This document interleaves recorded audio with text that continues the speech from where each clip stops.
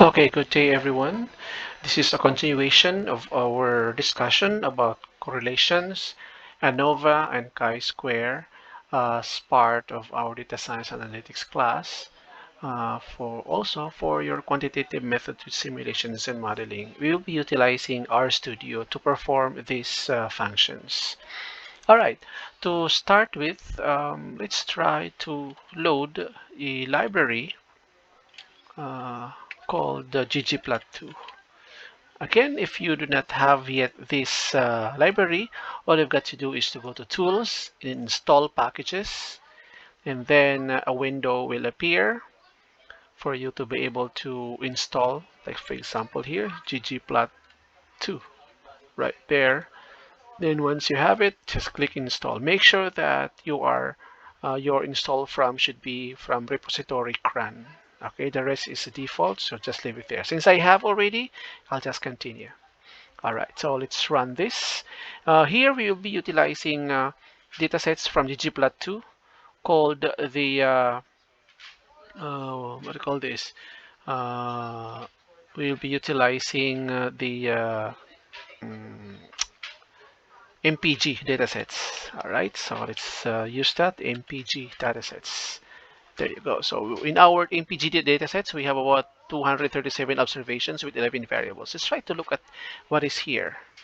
Okay, click that and you will see the characteristics of our datasets. We have here the model and so on and so forth. Displacement here, a cylinder, transmission, drive, forward, and so on and so forth. All right, so let's try to use this one. Okay, so let's look into the structure of our datasets by typing str. So we have here, so it's character, numerical, integer, characters. Okay, let's try to use a simple visualization using scatter plot of our datasets by using the plot command or plot function. Okay,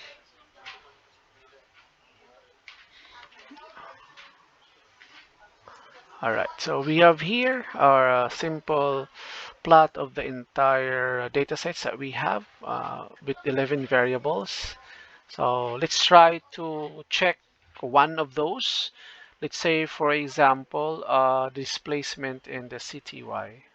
Okay, so let's plot only the two. Okay, I'll access that from the datasets D, then the displacement, and then for y-axis, we will be using the CTY. Okay. So we have here, you'll notice that the pattern is going down. So let's try to see what will be the correlations here. Okay. So let's say, for example, I'll be using correlation of these two. That's our variable. Okay. I'll be using the command core from stat for correlation. Okay. So let's just copy the two. There you go. And then I will be using all, you know, or uh,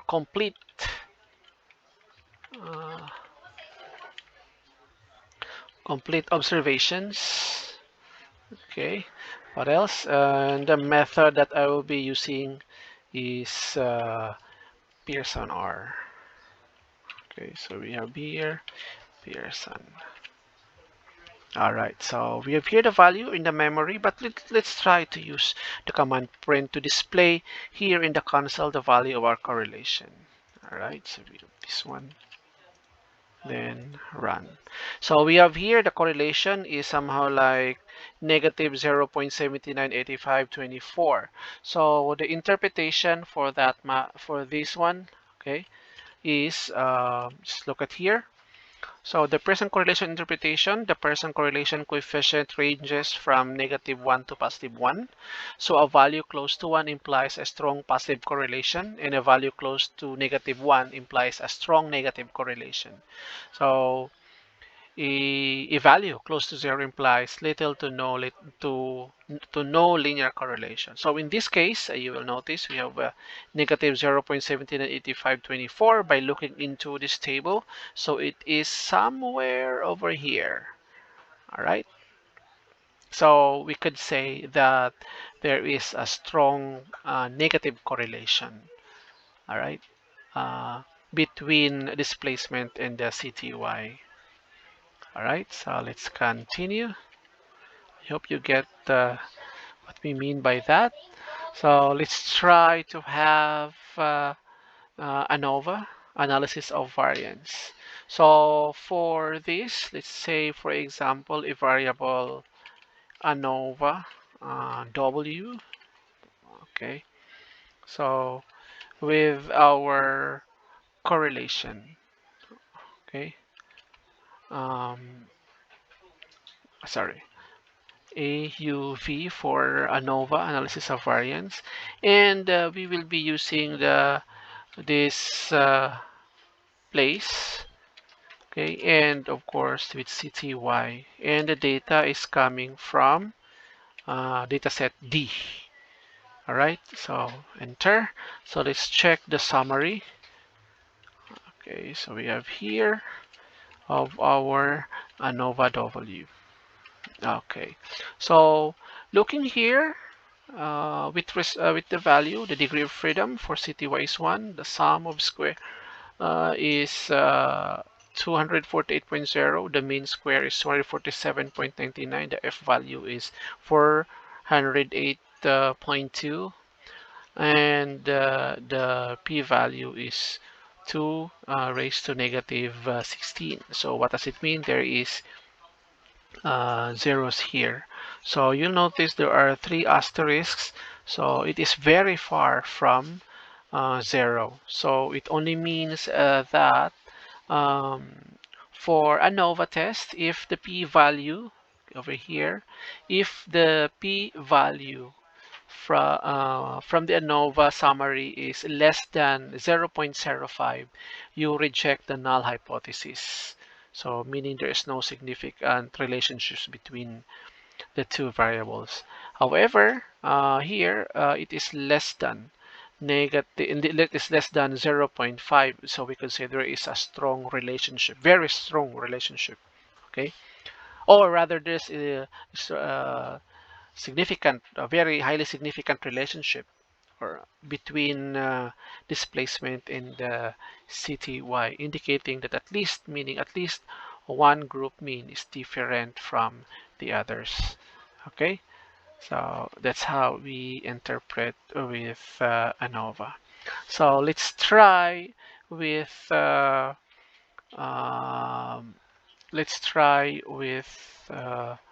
chi-square tests. Okay, so for chi-square, okay, so we have here, let's just let's move it here.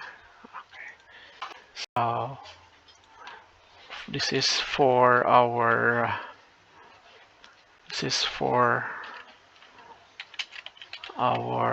chi-square test. Okay, so take note that chi-square test of independence evaluates whether there is an association between the categories of two variables. So there are basically two types of random variables, and they yield two types of data, such as numerical and categorical. Okay, so in our programming language, chi-square statistics is used to investigate whether distribution of categorical variables, differ from one another. So the chi-square test is also useful while comparing the tallies or counts of categorical responses between two or more independent variables. So to perform this, we will be using the mass library. If you do not have mass library, so you have to install it. Okay, so go to install, then right here, mass. Okay, then click install. You wait until uh, it is being installed. So we could use it. All right, so it's already successfully installed. So let's try to use it. So we have here the library mass. Okay, run it. Okay, then let's try to print the str, let's say the survey from mass. Okay, so we have here the following data that we could play around later on. Okay, so this result shows that the data set has many factor variables. You can see here 2-level factor variables, this one over here, and so on and so forth. So which can be considered as categorical variables. So for our model, we will consider the variable this one, EXR, and the smoke. So the smoke column, smoke column records the students' smoking habits, while the XR column records their exercise level. So our aim is to test the hypothesis whether the students' smoking habits is independent of their exercise level, 0 0.5 significance level. So to perform this, we use, for example, the let's try to create a variable as data as a data frame. Let's just get the only the specific variable that we will be utilizing. Okay, smoke, and then the survey, um, uh, EXR. Yeah. All right, there you go. Okay, so we have here already as data with 2 variables, only the smoke and then the exercise level. All right. Okay, so let's try to create for contingency purposes, since it is in data frame, let's try to create our own table out of it. So let's say T data as our table. Okay, so we have here as a table. So we have survey, the smoke, and survey XR. All right, so we have also our table here. Okay, so let's try to print the result of the table, because we already have printed it in the data frame here. So the data, let's print. So we have here in terms of frequency, none and some. So heavy 7 and so on, never 87, for none 18, for some we have 84, occasion and regular. Okay, so those are things that we can find out here. So finally, we will apply the chi-square test function to contingency table. So over here, this one, we will try to apply the chi-square. Okay, so let's say we have here the CQ test, okay, as our variable to apply the chi-square test. We have here the chi-square tests of our T data. All right.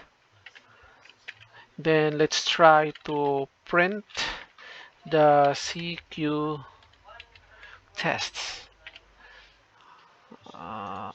Sorry. That's CQ tests. Oh, there you go. All right. So looking here at the data of our chi-square tests, okay, as the p-value over here, uh, 0.4828 is greater than the 0.05. So we conclude that the smoking habit is independent of the exercise level of the student, and hence there is a weak, or rather there no correlation between the two variables. Okay, so that's how we perform the chi-square tests. Okay, so to visualize our data, so we can actually use a bar plot to do this. Okay, so let's do a visualization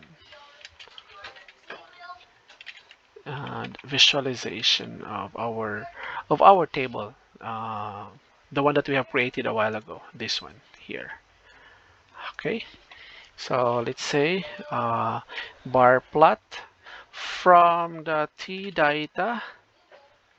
Okay, which is beside, that will be true, and then colors, we will be utilizing several colors. We bind it, or C binds as the light blue. What else? um, we'll be using light green. Yeah, what else? um, uh, what else then we have here? The main values, say for example, smoking habits versus the exercise, okay, levels. And then the x lab, x coordinates, so we have the exercise level, and the y-axis or y-label lab, we have here the number of students. Okay, so let's run. So we have here already our bar plot, the frequency, the none, and sum. So we have here our main label. Okay, for the y we have number of students, and then we have over here the exercise level. So let's just put over here the legend. Okay, so let's add legend. Okay, so let's add the legend will be, say, at the center. Okay, legend shall be, okay, what else? Row names. We have the t data, and then fill, c bind. Of course, I'll just use this two since it's the color. All right, there you go. So let's try to run. There, so we have already our colors, so represent that this is never, this over here, these two are heavy and occasional, and so on and so forth. Okay, so in this code that I have presented, we use the mass library to conduct a chi-square test on the survey data, focusing on the relationship between smoking habits and exercise levels. So we also created a contingency table, okay, performs the statistical tests and visualize the data using bar plot.